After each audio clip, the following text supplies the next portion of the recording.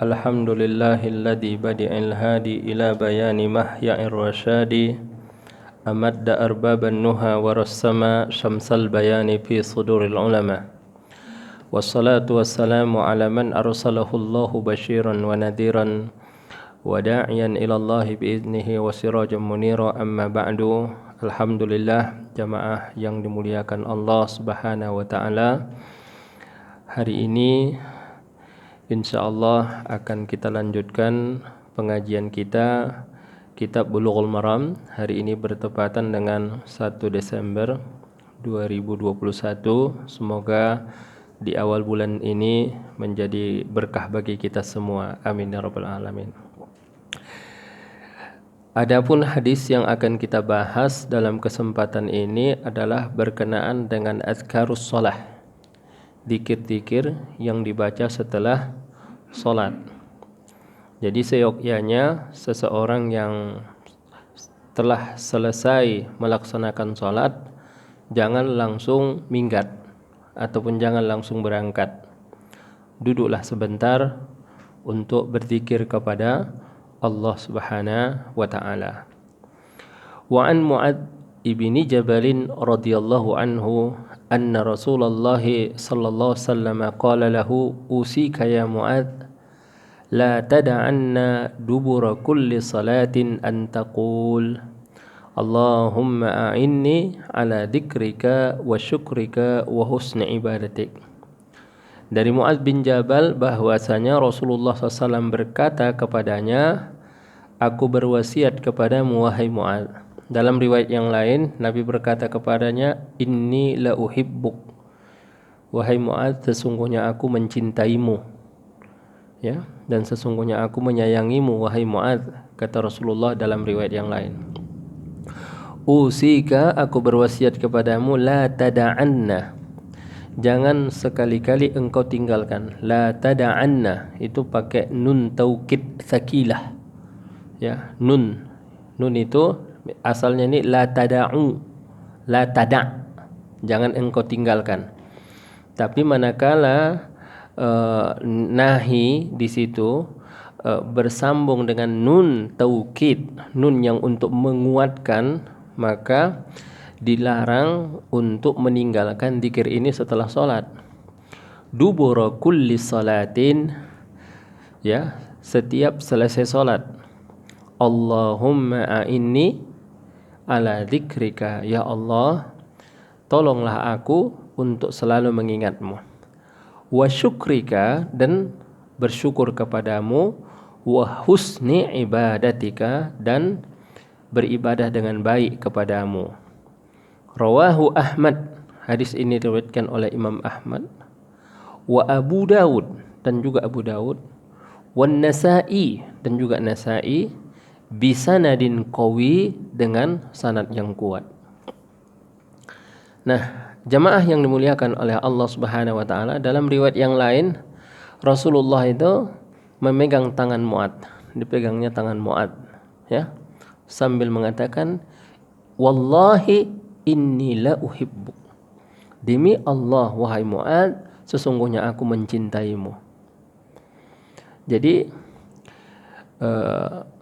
seorang muslim mencintai saudaranya, dan cintanya kepada saudaranya itu seyogyanya diberitahukannya. Sunnah, minas sunnah, termasuk di dalam sunnah itu bahwa seseorang mengabarkan kepada saudaranya bahwa dia mencintainya karena Allah Subhanahu wa taala. Cuma kadang orang salah memahami makna cinta, karena setiap hari pikiran orang dijejali dengan cinta hawa nafsu, ya, cinta antara anak muda-mudi gitu ya. Padahal cinta itu adalah sesuatu yang suci, sesuatu yang murni, dan sesuatu yang indah. Nah, cinta inilah yang akan kekal dan abadi sampai nanti manusia berkumpul di padang mahsyar. Karena di padang mahsyar itu nanti ada 7 golongan orang yang mendapatkan naungan di sisi Allah Subhanahu wa taala. Salah satunya Bapak, rajulani tahabba fillah, dua orang yang saling mencintai karena Allah. Nah, kalau dua orang saja mencintai karena Allah, ya, mendapatkan naungan, maka di majelis ini berapa orang ini saling mencintai semuanya karena Allah. Kita bertemu di tempat ini karena Allah, dan kita pun berpisah karena Allah. Mudah-mudahan juga akan mendapatkan naungan di sisi Allah Subhanahu wa taala. Dua orang saja dapat, apalagi kalau yang berkumpul itu jumlahnya jauh lebih banyak. Jadi itu disunnahkan untuk diberitahukan, inni uhibbukum fillah, saya mencintai kamu karena Allah. Ya, tapi kalau bisa janganlah hanya sekadar ucapan saja, tapi dibuktikan bahwa dia betul-betul mencintai saudaranya ini. Kalau dia cinta kepada saudaranya, tidak dibiarkannya saudaranya dalam kesulitan. Tidak dibiarkan saudaranya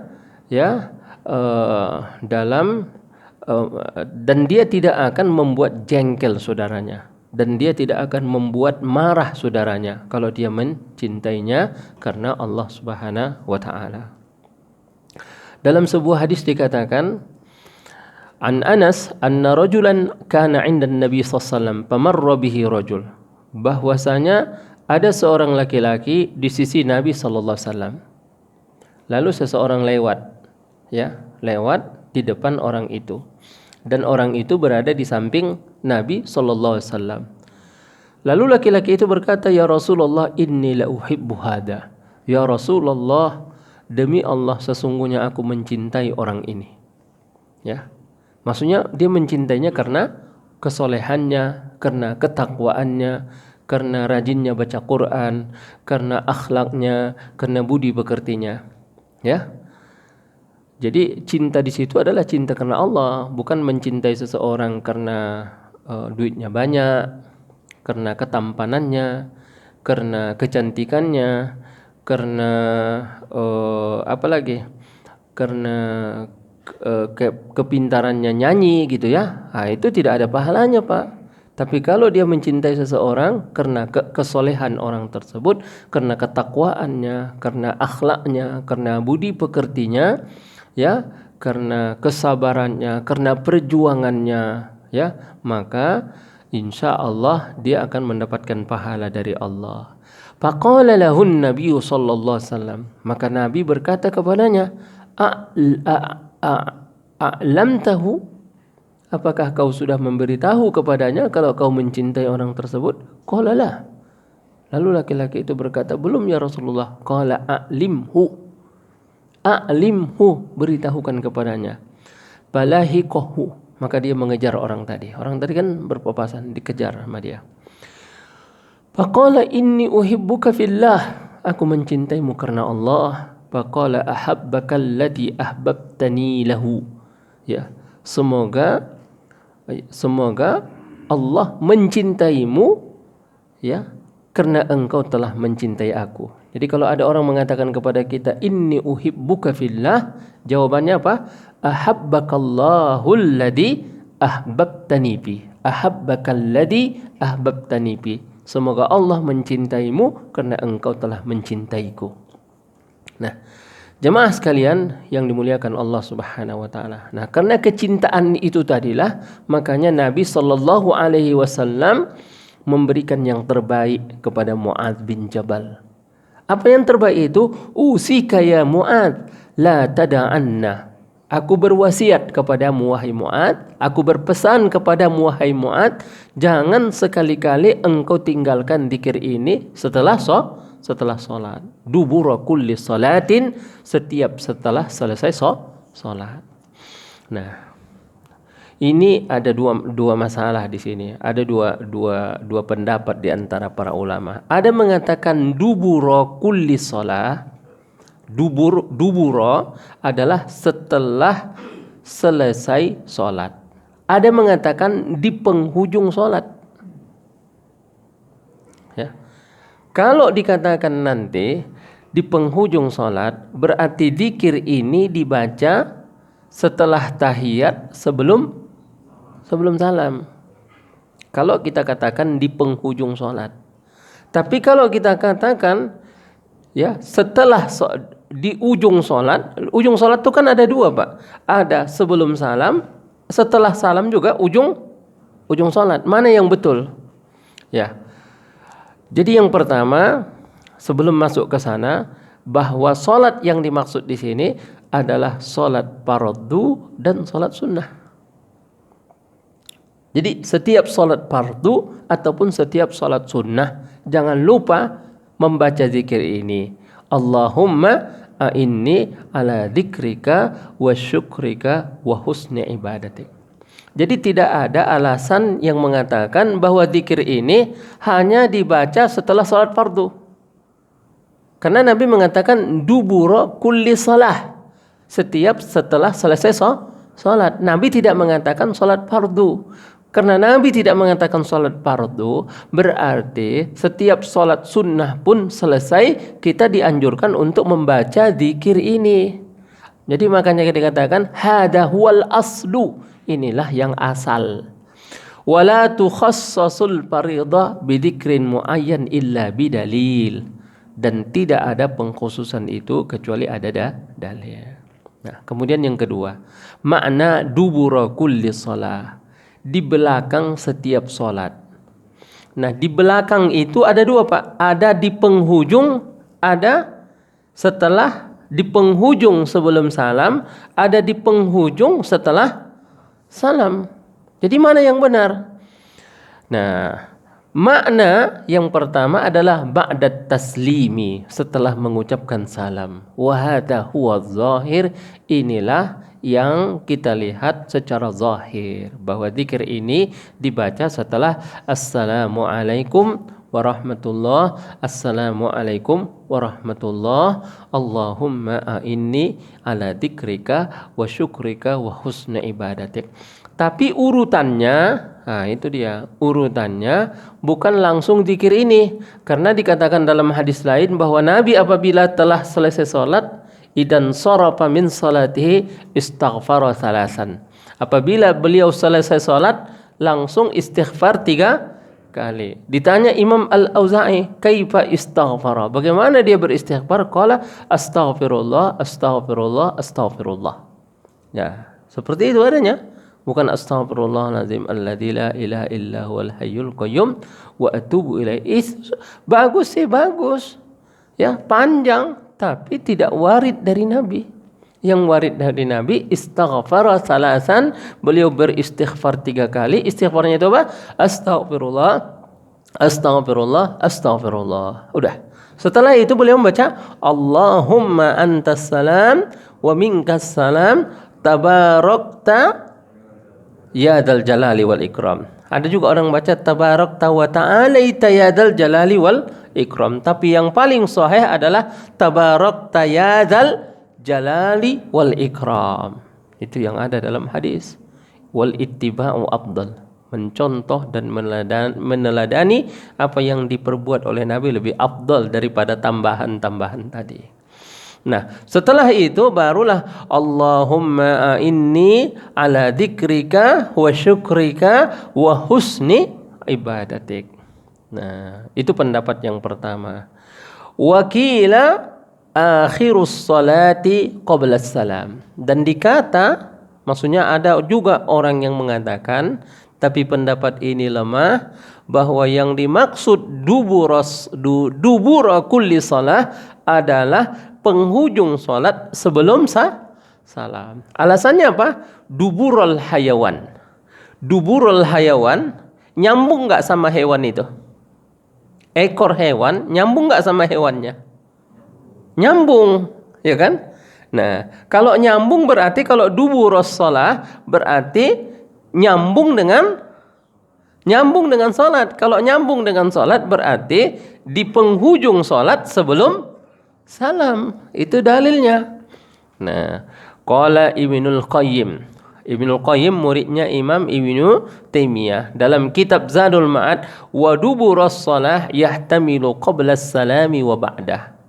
Jadi boleh jadi yang dimaksud adalah sebelum salam dan sesudah salam. Wa kana syekhuna yurajjihu an yakuna qabla as-salam. Dan guru kami, siapa guru kami di sini?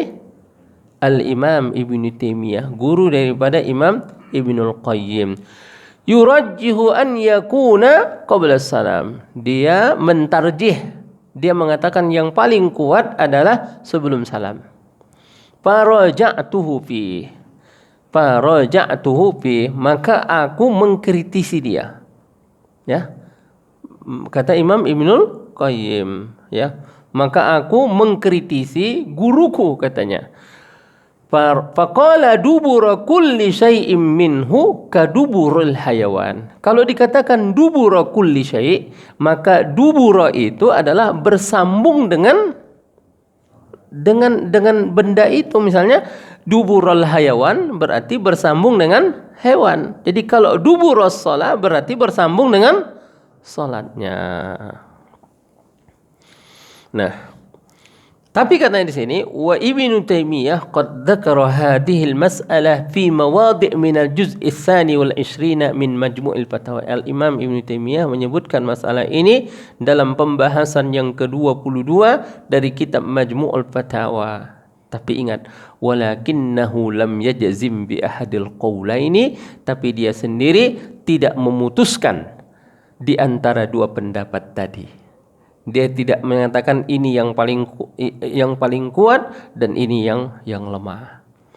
Nah, jemaah sekalian yang dimuliakan oleh Allah Subhanahu wa taala, dikatakan di akhir wa hamlu hadzal dzikri ala nazairihi aula. Dan kalau kita mengatakan bahwa zikir ini ya disamakan dengan zikir istighfar, disamakan dengan zikir apa? Subhanallah 33 kali, Alhamdulillah 33 kali, Allahu Akbar 33 kali, yang mana semua itu dibaca setelah salam, maka itu lebih aula. Fa innal ijma' in aqada ala annaha tuqalu duburas salah bima'na inqidaiha. Maka menurut mereka bahwa duburas salah artinya setelah selesai salat. Jadi kenapa kita sebutkan ini? Karena ada khilafiyah di antara para ulama. Tapi pendapat yang paling kuat sebenarnya yang dimaksudkan adalah zikir ini dibaca setelah salam. Tuh. Sekarang apa makna Allahumma a'inni ala dzikrika? Makna Allahumma a'inni ala dzikrika, ya Allah bantulah saya untuk berzikir kepadamu. Bapak dan Ibu yang dirahmati Allah, kita bisa beribadah, bisa berzikir semuanya atas izin Allah. Semuanya atas taufik dari Allah Subhanahu wa taala. Makanya mintalah pertolongan kepada Allah supaya kita dapat taufik daripada Allah. Yang pertama adalah ta'atul lisan, ketaatan lisan. Ya. Ini tidak mungkin bisa kita lakukan tanpa pertolongan dari Allah Subhanahu wa taala. Jadi itulah katanya, kenapa apa yang bisa kita, jadi kita itu tidak bisa membanggakan ibadah kita. Kenapa? Karena ibadah yang kita lakukan itu adalah taufik dari Allah, hidayah dari Allah. Kemudian yang kedua, kenapa kita tidak bisa membanggakan ibadah kita? Karena kita tidak tahu apakah ibadah kita itu akan bisa kita teruskan sampai akhir hayat atau tidak. Nah, itu. Kemudian yang kedua adalah wa syukrika, dan aku minta tolong kepadamu ya Allah untuk bisa bersyukur kepadamu, wa husni ibadatika, dan juga beribadah dengan baik kepadamu. Jadi itu maknanya, Pak. Nah, jadi untuk bisa melaksanakan ketaatan dan juga menjauhi larangan, maka salah satu caranya adalah minta pertolongan kepada Allah Subhanahu wa taala. Selesai, Pak, masalah zikir. Allahumma a'inni ala dzikrika wa syukrika wa husni ibadatik. Tapi di apa tadi, di hadis yang tadi tidak disebutkan 3 kali. Ya kan? Nah, itu. Tapi di dalam riwayat yang lain dikatakan 3 kali mengucapkan itu. Allahumma a'inni ala dzikrika wa syukrika wa husni ibadatik. Mana lebih baik dibaca dengan suara yang jelas atau dengan suara pelan dalam hati? Ya. Yang paling afdal zikir itu dibaca dengan lisan, ya, dibaca dengan lisan. Bi an yusmi'a nafsahu, dia mendengar, paling tidak dia sendiri yang mendengar. Itu. Dan jangan dibaca dengan kencang-kencang. Kenapa? Karena mengganggu orang yang ada di samping kita. Baca dengan pelan. Allahumma a'inni ala dzikrika wa syukrika wa husni ibadatik. Seabdal-abdal zikir itu adalah yang dibaca dengan lisan dan dihayati maknanya di dalam hati. Nah, itu jauh lebih afdal daripada hanya di dalam hati saja. Allahumma inni ala. Itu enggak bergerak lisannya. Walaupun makna itu berjalan di dalam hatinya itu, tapi itu tidak afdal. Ya, yang paling afdal zikir itu dibaca dengan lisan kita, kita dengar, kemudian kita hayati maknanya. Kenapa? Kalau begitu, maka lisan kita berzikir, kemudian hati kita berzikir, kemudian anggota tubuh kita juga ikut berzikir kepada Allah Subhanahu wa taala. Nah, kemudian hadis berikut, Pak. Wa an Abi Umamah radhiyallahu anhu, dari Abi Umamah radhiyallahu anhu qala Rasulullah sallallahu alaihi wasallam, Rasulullah bersabda, man qara'a ayatal kursi dubura kulli salatin maktubah. Ini barang siapa membaca ayat kursi setelah selesai salat apa? Salat fardu. Kalau di sini ada fardunya. Kalau Allahumma inni ala dzikrika tadi tidak disebutkan apakah solat fardu atau solat sunnah. Kalau ini solat fardu. Lam yamna'hu min dukhulil jannati illal maut. Barang siapa yang merutinkan membaca ayat kursi setiap setelah selesai solat fardu, maka tidak ada yang mencegahnya untuk masuk surga kecuali mati. Masya Allah. Jadi dia masuk surga itu tinggal satu langkah lagi. Apa? Kematian. Karena nggak mungkin orang masuk surga kalau masih hidup di dunia, ya kan? Jadi Bapak mau masuk surga ini? Mau? Ada syaratnya, Pak. Apa? Mati dulu. Itu. Kalau nggak mati nggak bisa masuk surga. Itu. Rawahun Nasa'i wa sahhahu. Riwayat Nasa'i dan dia mensahihkannya. Wa sahhahu Ibnu Hibban dan disahihkan oleh Imam Ibnu Hibban. Wa zada fihi Tabrani dan ditambahi oleh Imam Tabrani wa qul huwallahu ahad dan membaca qul huwallahu ahad. Jadi ini juga dibaca setelah selesai salat. Urutannya mana? Ya, urutannya setelah, tidak ada urutan sebetulnya. Tidak ada urutan yang jelas. Yang penting dibaca saja setelah selesai salat. Nah, ketika mensyarahkan hadis ini, Al-Imam Al-Munawi dalam kitab Faidul Qadir mengatakan, lam yabqa min saraiti dukhulil jannah illal maut. Maksudnya tidak tersisa dari syarat-syarat untuk masuk surga. Semua syarat sudah terpenuhi kecuali satu syarat saja. Apa? Kematian. Jadi seolah-olah yang mencegah dia untuk masuk surga itu hanyalah kematian. Dan seolah-olah kematian itu mengatakan la budda min huduri awalan. Tunggu saya datang supaya engkau bisa masuk surga. Datang dulu saya baru masuk surga. Sebelum saya datang engkau belum masuk surga. Itu. Dan itulah kelebihan daripada membaca ayat kursi. Nah, apa sih kelebihan ayat kursi ini? Karena di dalam ayat kursi itu isinya adalah tauhid asma, tauhid sifat, ya, tentang menyatakan keesaan Allah, tentang menyatakan bahwa Allah yang maha hidup. Ya, bedanya hidup Allah dengan hidup kita apa? Kalau hidup kita didahului oleh mati dan diakhiri oleh mati. Kalau hidup Allah tidak didahului oleh mati. Jadi Allah tidak pernah mati dan Allah hidup selama-lamanya. Itu. Kalau ditanya kapan Allah hidup? Kalau kita kapan kita hidup? Ya, waktu dilahirkan orang tua kita hidup, ya kan? Tapi kalau kapan Allah hidup? Jawabannya apa? Emang kapan Allah mati sehingga engkau bertanya kapan dia hidup? Itu. Jadi Allah tidak pernah mati. Ya, itu yang pertama. Kemudian wal ilmu. Allahu la ilaha illa huwal hayyul qayyum. La ta'khudhuhu sinatun wala naum. Lahu ma fis samawati wa ma fil ardi. Nah, dikatakan di sini.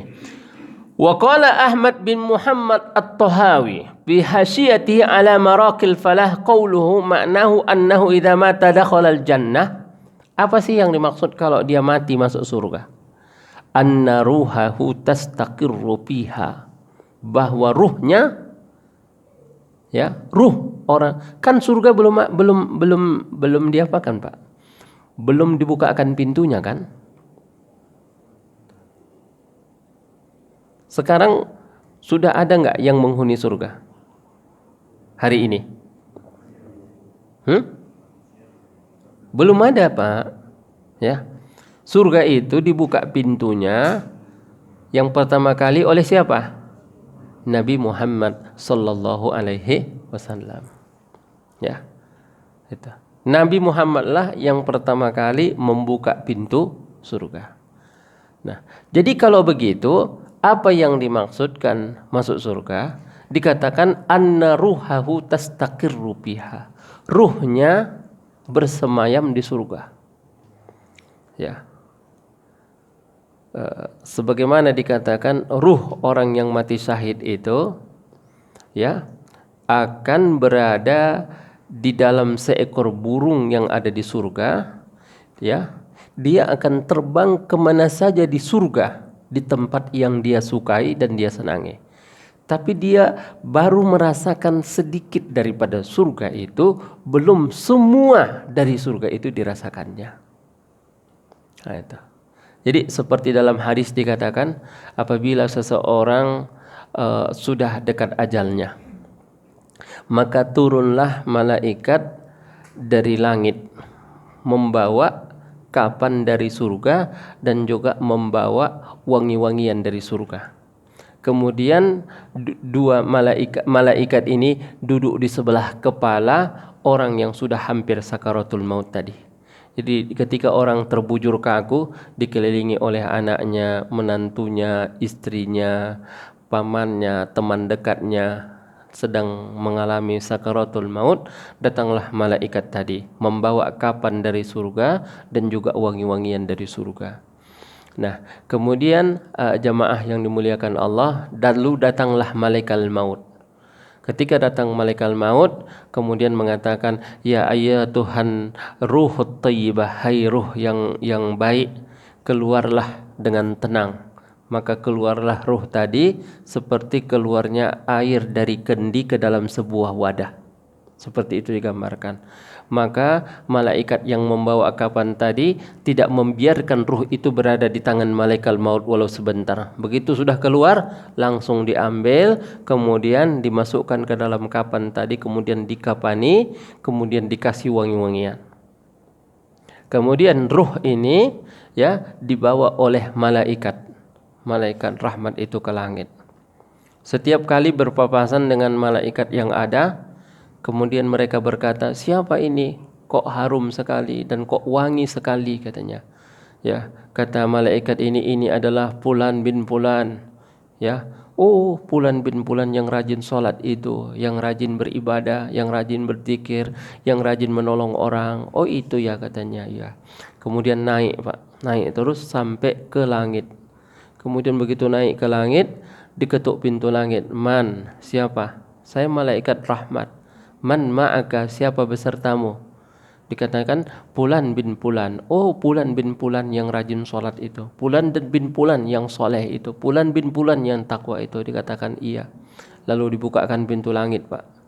Kemudian naik ke langit yang kedua, naik ke langit yang ketiga, naik ke langit yang keempat, naik ke langit yang kelima, naik ke langit yang keenam, naik ke langit yang ketujuh. Ya, setelah langit yang ketujuh udah nggak ada lagi langit, Pak. Ya. Kemudian bertemu dengan Allah Subhanahu wa taala.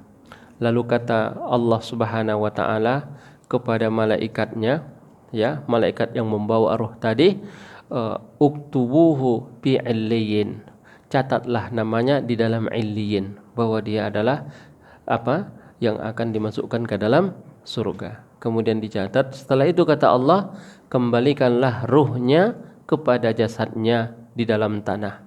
Kenapa? Kata Allah, minha khalaqnakum wa fiha nu'idukum wa minha nukhrijukum taratan ukhra. Karena dari tanah diciptakan dan juga dikembalikan ke tanah dan juga akan dibangkitkan dari tanah. Ruh tadi dikembalikan, Pak.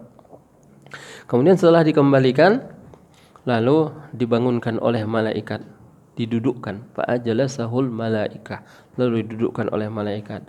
Kemudian ditanya, man rabbuka, siapa Tuhanmu? Wa madinuka, apa agamamu?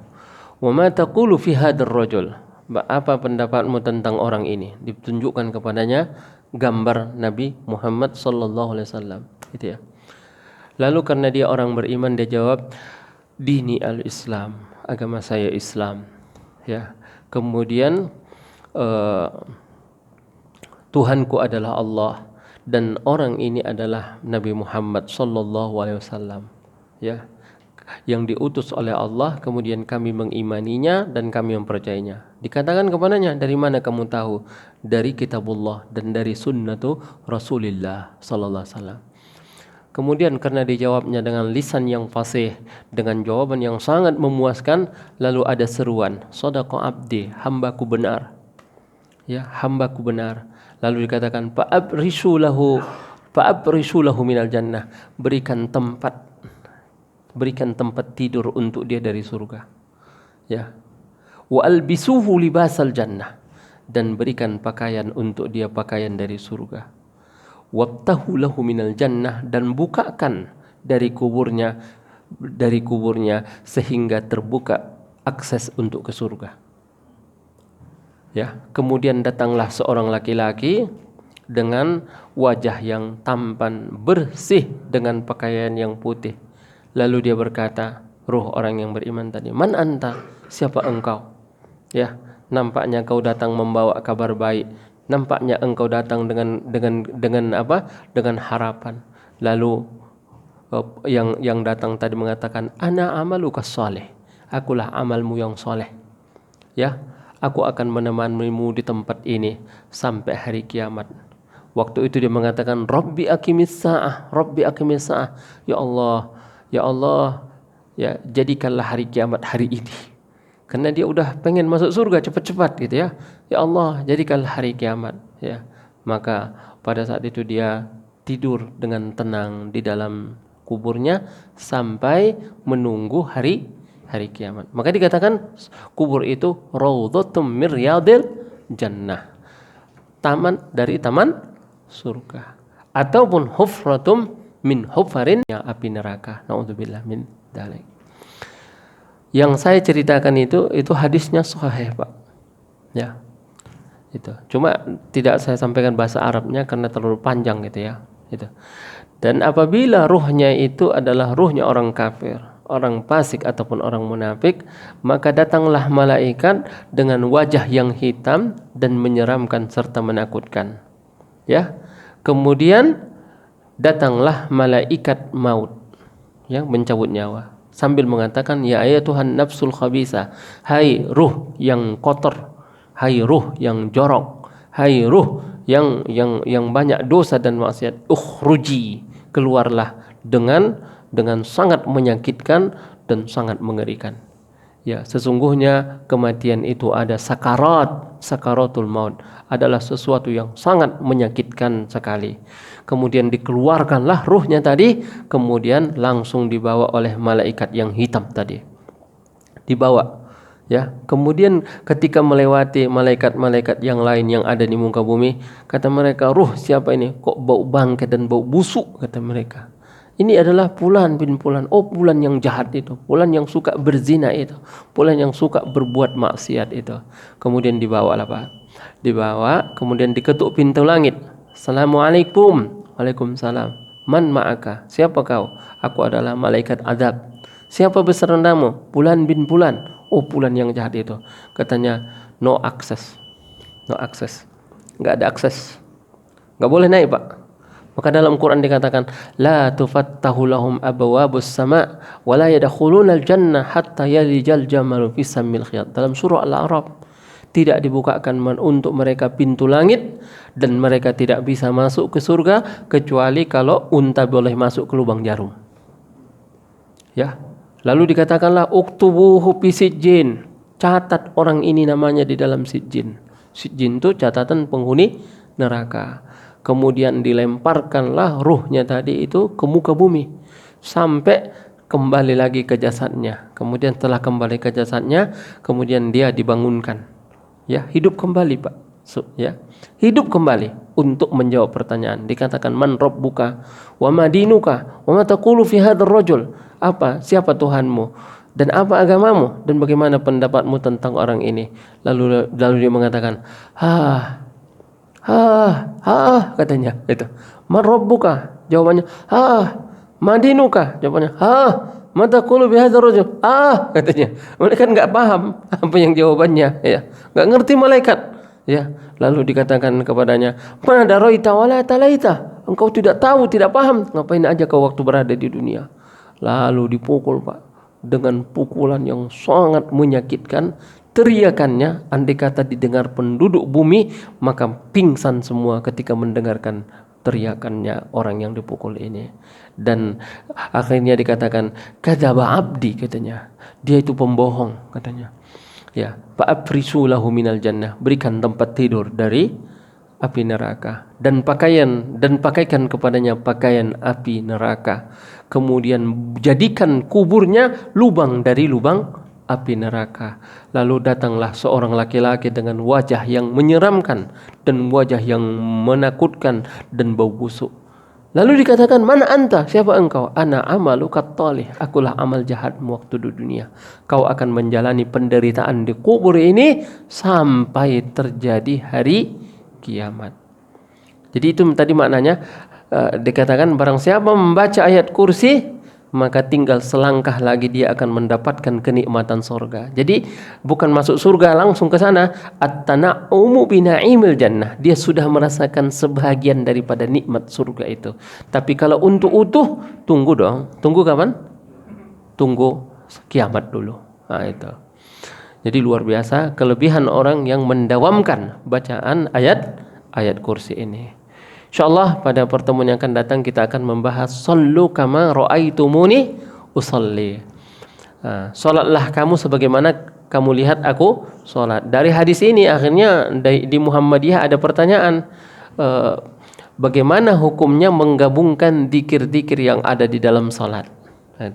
Menggabungkan. Misalnya kan banyak zikir rukuk, Pak, banyak juga zikir sujud. Kalau digabung semua gimana? Itu.